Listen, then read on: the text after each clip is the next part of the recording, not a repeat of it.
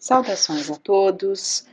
Buscando para nossa reflexão no Livro dos Espíritos, Kardec traz um capítulo especialmente sobre a lei do progresso, né? E nos mostra ali a marcha do progresso da humanidade e faz várias questões. E depois ele faz várias questões aos espíritos que lhes dão as respostas, né? Por exemplo, ele pergunta: é permitido ao homem deter a marcha do progresso? Não, mas pode entravá-la algumas vezes. Então, a marcha do progresso não será detida, porque se há uma fatalidade nas nossas vidas como espíritos, é que progrediremos, porque somos perfectíveis, é a nossa destinação, mesmo que não desejássemos, é a perfectibilidade, né? Mas podemos entravar, o homem pode atrasar, né? Pela sua insistência no erro, pela sua insistência em não ver as necessidades, em não ver as mudanças necessárias, que é muito do que se vive hoje, né?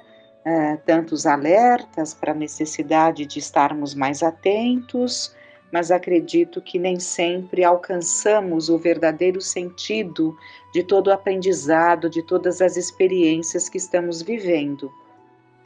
E Kardec coloca: sendo o progresso uma condição da natureza humana, ninguém tem o poder de se opor a ele.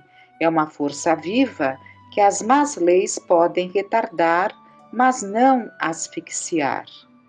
Quando essas leis se tornam de modo incompatíveis com o progresso, ele as derruba com todos os que as querem manter, e assim será até que o homem harmonize as suas leis com a justiça divina, que deseja o bem para todos, e não as leis feitas para o forte em prejuízo do fraco.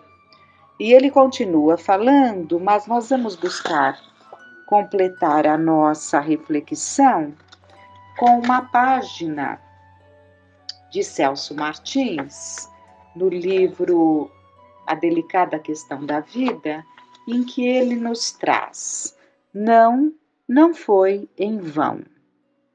E ele começa com uma passagem de Jesus. Outra parte das sementes caiu em boa terra e deu fruto a 100, a 60 e a 30 por um, né? Então, porque se há aquelas sementes que caem em terreno infértil, há aquelas muitas outras que caem em terreno mais fértil, até muito adubado, e dão, né? Dão a 100, outras a 60, outros a 30 por um, né? Mas assim vamos, né? Desenvolvendo aí a nossa caminhada. Essa terra fértil seria o nosso coração, a nossa predisposição, né? A nossa predisposição, a nossa conscientização da necessidade desse progresso. E ele coloca: considerando o panorama do mundo atual, alguém poderá fazer a seguinte objeção: teria atingido as suas finalidades a vinda de Jesus à face da terra? Trouxeram alguma melhoria para a pobre humanidade os seus ensinamentos, as suas palavras, os seus exemplos? Sem sombra de pessimismo, não se pode dizer de sã consciência seja o mundo realmente cristão, esteja ele o suficientemente cristianizado. Os ódios irracionais dos racistas, os interesses mesquinhos dos egoístas, as perfídias motivadas por questões de somenos importância, a prepotência dos todo-poderosos, a hipocrisia dos falsos religiosos de tantas seitas separativistas, o aviltamento moral dos caracteres desbriados, tudo isso nos leva a declarar seja o Cristo o grande esquecido no seio da família humana. 20 séculos são passados desde quando, numa cruz entre ladrões, o divino amigo fora posto pela maldade humana, até agora sendo magno incompreendido, pela esmagadora maioria de seus irmãozinhos menores. Para uns, sua vida sinceramente de nada valeu. Para outros, se ele se aventurasse a voltar ao proscênio do mundo, outra cruz mereceria. De novas perseguições seria vítima, a novos processos responderia, tudo porque haveria de voltar a pregar a verdade, defender os espezinhados, libertar as consciências e viver o amor. Há quem ainda o tenha na conta de um filósofo de ideias sublimes demais para o nosso mundo tão prático. Um visionário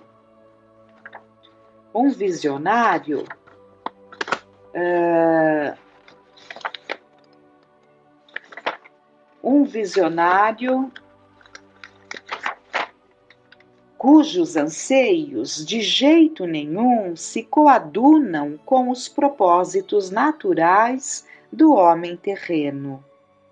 E existe até a turma dos que lhe negam terminantemente a existência.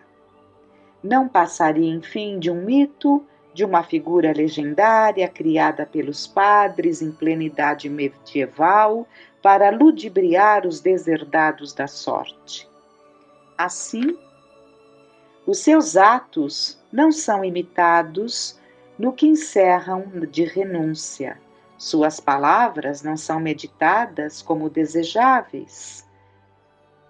Antes sofrem toda a gama de interpretações particularistas para permitir a cisânia, a querela, a separação, a formação de seitas e mais seitas, numa eterna luta entre si, como se isso agradasse a Deus. Todavia, nem tudo está perdido, como declaram os desesperados de todos os lados, para onde volvemos nossa atenção. Fazendo frente destemida ao materialismo absorvente dos existencialistas, que se entregam de corpo e alma aos prazeres de Capua, se erige como inamovível rocha granítica o fervoroso espiritualismo sincero de muitos outros que trazem devidamente Deus, não apenas nos lábios, mas nas mãos, na ação, na atividade do dia a dia, a serviço do semelhante necessitado. Se há os orgulhosos, há também os humildes, os puros de espírito. Despesas da ordem de milhões de dólares são vertidas, é bem verdade, na corrida armamentista. No entanto, não são poucos os que lançam no gasofilácio da caridade verdadeira aqueles óbulos de que nos fala o próprio Rabino de Nazaré, enaltecendo a atitude desprendida dos que dão um pouco de si mesmos, pouco esse representando muito para Deus, que julga não pelas aparências ou pela quantidade, mas pela intenção e pela qualidade. E como vemos isso?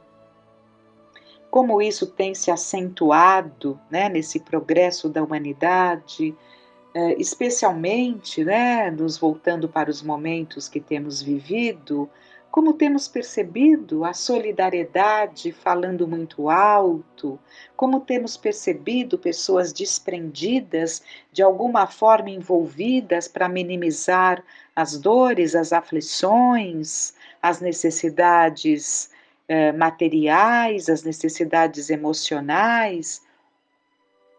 Então, termos olhos apenas para o que há de mal ou de distante do bem, né? Porque muitas vezes não é uma coisa que redunda para nós num grande mal, mas está distante do bem, porque se afasta da prática do verdadeiro bem, né?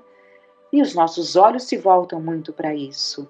Mas quantos e quantos não poderíamos estar percebendo e devemos perceber porque servem de grandes exemplos para nós, servem de motivações para começarmos de alguma forma a fazer a nossa parte.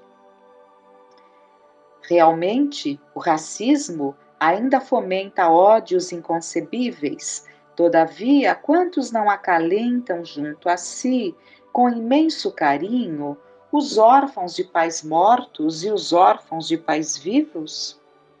É fora de dúvida de que há os que vivem em função dos prazeres da carne, mas também médicos existem que se esforçam por minorar o sofrimento alheio. Pais e mães, quem não os conhece que a tudo renunciaram para a felicidade dos filhos nem sempre gratos? Quantos jovens encontramos que se desdobram no comércio, nas indústrias, nos escritórios, na lavoura, nas universidades, colaborando de um modo ou de outro para a harmonia progressiva da sociedade? Ao lado da sombra, Deus sempre pôs a luz, a fim de semear o bem no clima espiritual do mundo. O Senhor sempre permite o advento até nós de seus mensageiros, vivendo a virtude. Assim, seríamos míopes se só enxergássemos o lado negativo dos caracteres humanos, do caráter humano. Seríamos míopes. É bem verdade que a chamada grande imprensa só faz anúncio dos sucessos tristes, omitindo os casos de abnegação real, os fatos de heroísmo cristão, os acontecimentos filantrópicos autênticos. É importante ele ter frisado acontecimentos filantrópicos autênticos, porque há muitos acontecimentos filantrópicos cujas intenções são bem distantes do bem propriamente dito, É mais de um chamar a atenção sobre si mesmo, com algumas intenções, mas que se distanciam do bem propriamente dito. Então, ele frisa acontecimentos filantrópicos autênticos. O fato de haver um mestre dito não dever a mão esquerda saber o que faz a direita, não implica, quer dizer, não significa, não implica divulguemos também, até com certo alarde, o lado bom das criaturas, a fim de contagiar pelo exemplo outras pessoas que de igual maneira podem fazer obras dignas de imitação, Então, nós pouco falamos, das atitudes positivas das criaturas, nós pouco contamos de coisas que observamos, e que nos trazem tantos exemplos e que podem motivar aqueles que nos ouvem.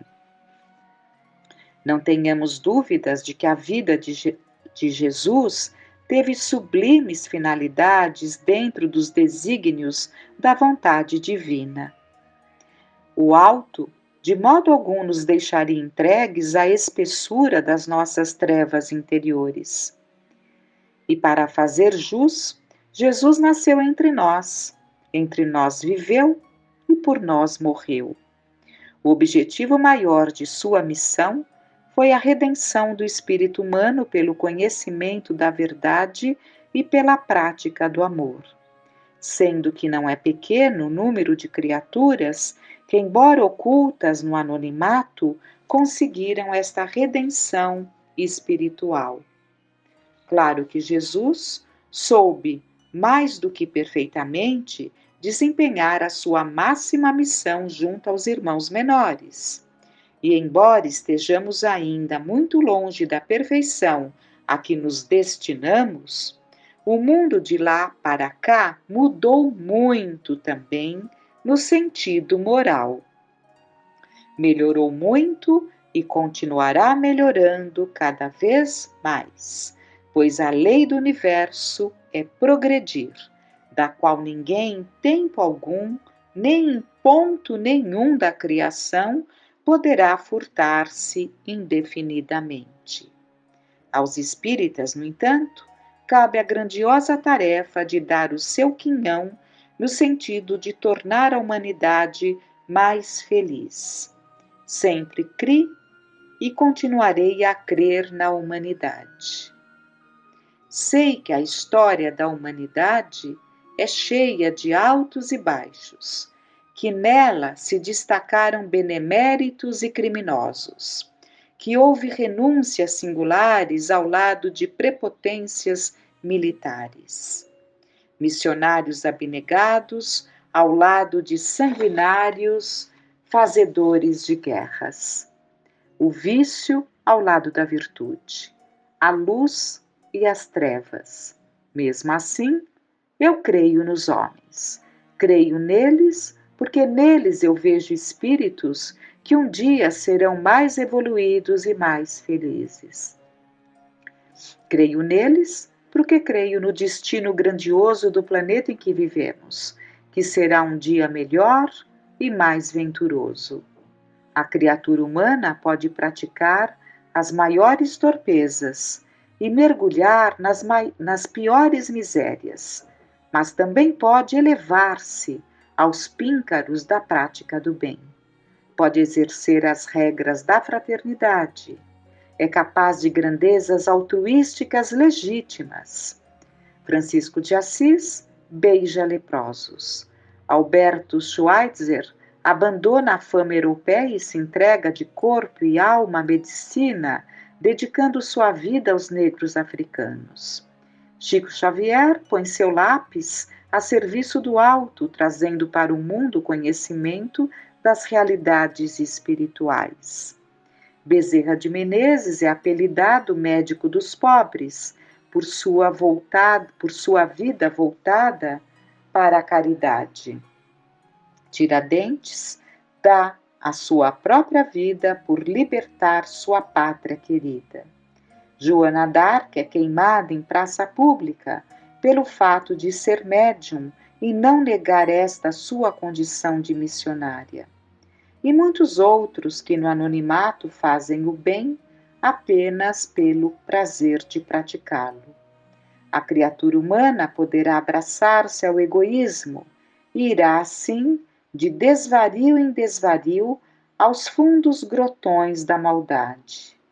Ou abraçar-se ao amor universal e então galgar degrau após degrau, conducente à perfeição no infinito do amor de Deus. Todo o Evangelho de nosso Senhor Jesus Cristo é um vivo testemunho de que Deus espera algo de nós, de que Deus crê no homem, e de tal sorte que, se algum determinismo possa haver nas leis divinas, é exatamente este: os homens serão um dia felizes, porque melhores do que o são hoje. Um dia, quando todos vivermos os sublimes exemplos de Jesus. E isso é uma fatalidade, porque não haverá como fugirmos a esse progresso, a essa mudança, a essa conquista, da qual não fugiremos, porque Deus, na sua infinita misericórdia, além dos bons exemplos que Ele coloca ao nosso lado e que nos servem de estímulo, Ele coloca ali os aguilhões, né? Que vão nos cutucando, vão nos impulsionando, tanto individualmente como coletivamente, para que não nos afastemos do progresso. Podemos nos atrasar, sim, sabemos disso, o espírito pode estacionar, mas não pode retrogradar, né? Então, é o nosso alvo, é o nosso caminho, e queira Deus que possamos nos inspirar nos bons exemplos, queira Deus que o nosso olhar, os nossos ouvidos se voltem mais para esses tantos que tanto nos sensibilizam com seus exemplos de amor, de desprendimento, de solidariedade, que tenhamos olhos para perceber, que tenhamos percepções aguçadas para estarmos atentos a tudo isso que com certeza nos impulsionará. E de modo algum acharmos que está tudo perdido. Pelo contrário, como já disseram, nunca esteve tão bem, porque vivemos justamente esse período em que, né, como um cadinho estamos sendo trabalhados, burilados, e dependerá de nós, né? Crescermos juntos com a nossa humanidade, caminhando ali, fazendo a nossa parte, ou nos retardarmos, né? Exigindo então mais sacrifícios, mais cruéis em função da nossa rebeldia. Mas o fato é que tudo nos convida ao amor, que tudo nos convida ao bem, é preciso que estejamos atentos, atentos a tudo isso de bom que acontece no nosso entorno. Que fiquemos em paz.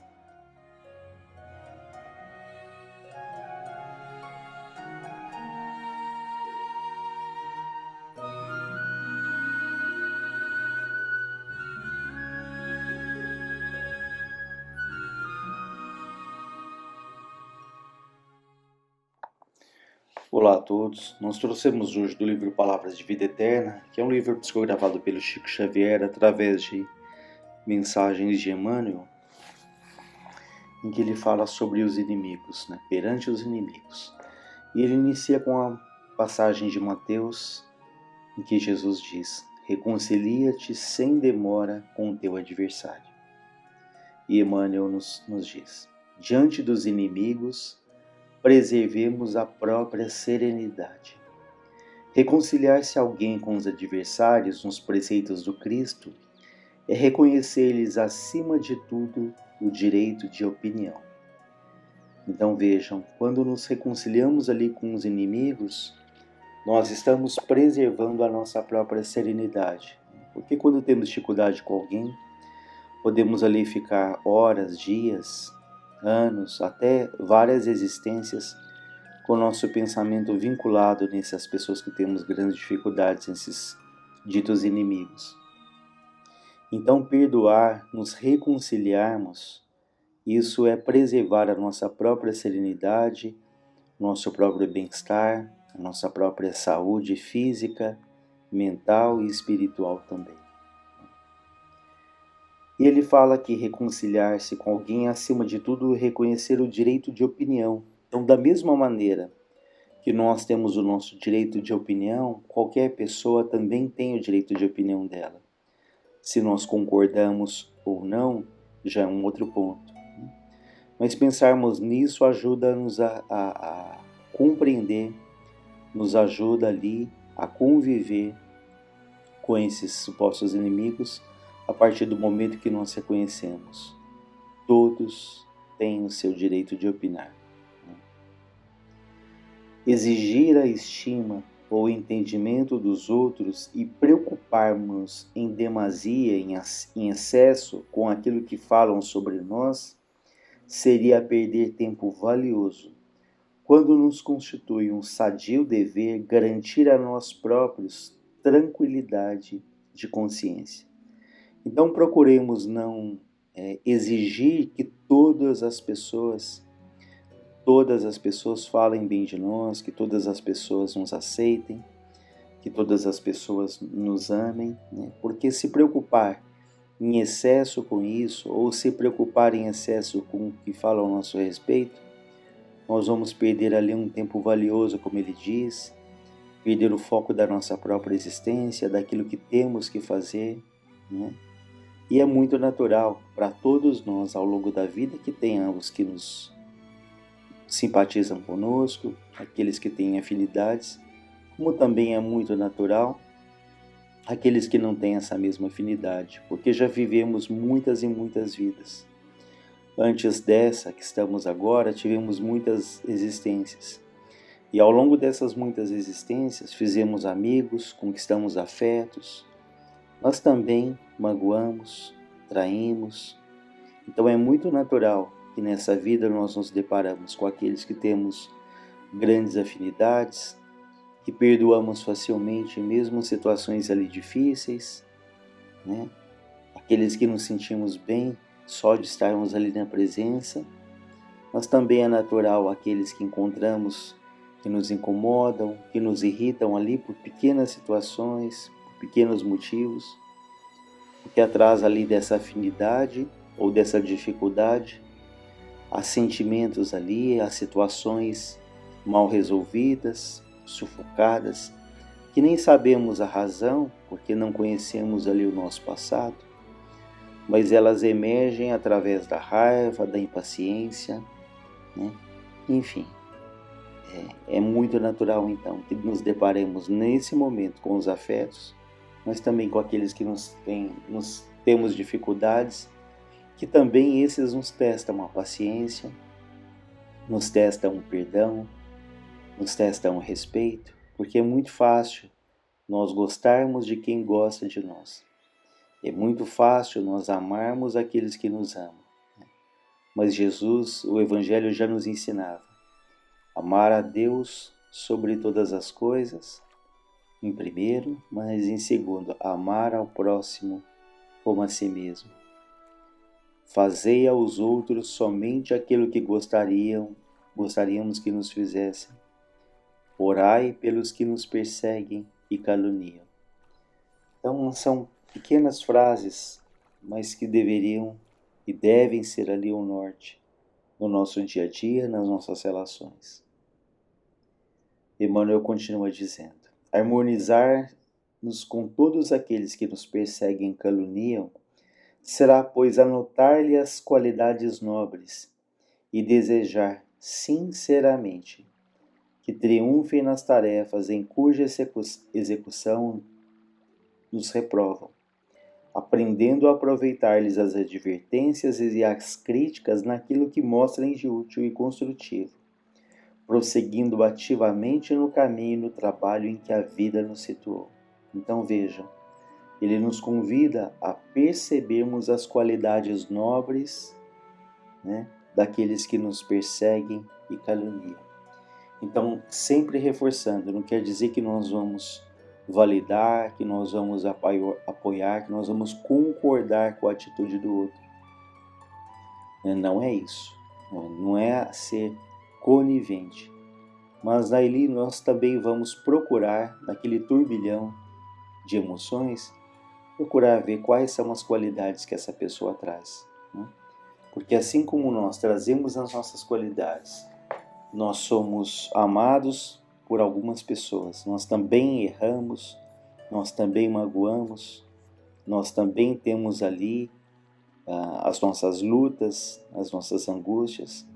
Quando nós procuramos perceber isso no outro, de que apesar das situações que nós não gostamos, que nos incomodam, né, mas que alguém, um ser humano como nós, recapitulando um pouco, que tem o direito às suas opiniões, que tem as suas angústias, que erra, mas que também acerta, isso vai nos ajudando a não vermos ali não só alguém que só erra, não só alguém difícil, mas alguém que sim, apesar dos seus erros, traz ali seus pontos positivos, traz as suas qualidades, enfim, assim como todos nós. E ele fala para desejar sinceramente que acertem, que triunfem, que sejam felizes. Né? Então é o que o Evangelho fala: orai pelos que vos perseguem e caluniam, né? Deseje o bem, não deseje o mal, não nos felicitarmos ali se algo acontece de ruim, mas é procurarmos ali essa prece, essa compreensão e desejar de fato que o outro seja feliz. É muito comum depois ali de grandes dores, de grandes provas, quando a pessoa fala: olha, o que eu passei, eu não desejo para o meu pior inimigo. Quantas vezes a gente ouviu que a gente possa ter dito isso? Então não esperemos essas grandes dores, essas grandes angústias para chegar nesse ponto em que a gente fala: não desejo o que eu passei nem para o meu pior inimigo, porque a dor nos iguala, a dor ali nos faz perceber que nós não somos melhores nem piores do que ninguém. Emmanuel continua dizendo: renunciemos assim à presunção de viver sem adversários, que em verdade eles funcionam sempre por fiscais e examinadores de nossos atos. Mas saibamos continuar em serviço, aproveitando-lhes o concurso sob a paz em nós mesmos. Então, não tenhamos ali a presunção de que nós vamos ser amados por todos, mas ele fala, aproveitemos ali o que eles nos falam, porque quantas vezes alguém que tem dificuldade conosco fala a nosso respeito verdades que os amigos nunca dizem. E como foi dito antes, eles de fato mostram ali até que ponto nós somos pacientes, até que ponto somos caridosos, até que ponto somos compreensivos, até que ponto respeitamos a opinião alheia. Então, por isso que ele fala que eles são fiscais e examinadores de nossos próprios atos. Né? Uma pessoa certa vez falou que funciona como um personal trainer, né? Na medida em que eles nos estimulam, nos incentivam a nos melhorarmos, até para conviver ali, a não nos abalarmos com aquelas situações. E no momento antes, nós não comentamos, mas ele falava das críticas, né? Que as críticas muitas vezes nos machucam, nos incomodam, mas saibamos selecionar aquilo que nos chega. Se é algo que não tem nenhum fundamento, nós pensemos, bom, o outro tem o direito de ter a opinião dele, mas isso não me cabe, isso não me pertence. Então, fazendo ali um exame muito honesto, muito sincero. Mas se aquilo de alguma maneira nos cabe, se de alguma maneira aquilo tem um aprendizado, procuremos ter a humildade de analisar e falar, poxa, e de fato esse é um ponto que eu preciso dar mais atenção, é um ponto que de fato é um ponto que eu preciso melhorar ali dentro de mim. Ele continua dizendo, nem o próprio Cristo escapou de semelhantes percalços, né, das dificuldades ali, do ataque de alguém. Ninguém conseguiu tirar a paz do Mestre, em momento algum.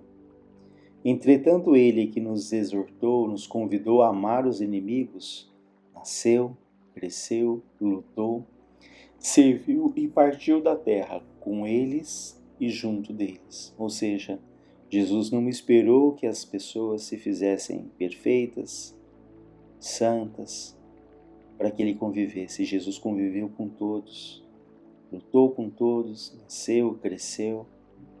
Então esse é um convite para que nós não tentemos fugir ali das situações que a vida nos apresente, né? Não nos coloquemos como pessoas superiores, evitando ali, como diz o Hermínio Miranda, evitando o contágio com os pecadores, porque ele fala que todos nós estamos ali no mesmo barco, somos espíritos em luta. Ele diz até no Diálogo com as Sombras, como seres imperfeitos, temos, pois, de viver com semelhante, também imperfeito. Não há como fugir de ninguém, isolar-se em torres de marfim, mosteiros inacessíveis, grutas perdidas na solidão. Nosso trabalho é aqui mesmo, com o homem, a mulher, o velho, a criança, seres humanos como nós mesmos, com as mesmas angústias, inquietações, mazelas e imperfeições. O que enxerga um pouco ajuda o cego, mas talvez o cego disponha de pernas para caminhar e pode assim amparar o coxo, naquele que tem alguma deficiência. E quem sabe se o aleijado dispõe, o deficiente, né, dispõe de conhecimento construtivo que possa transmitir ao mudo, este, né, o mudo, um dia no futuro, voltará a falar para ensinar e construir.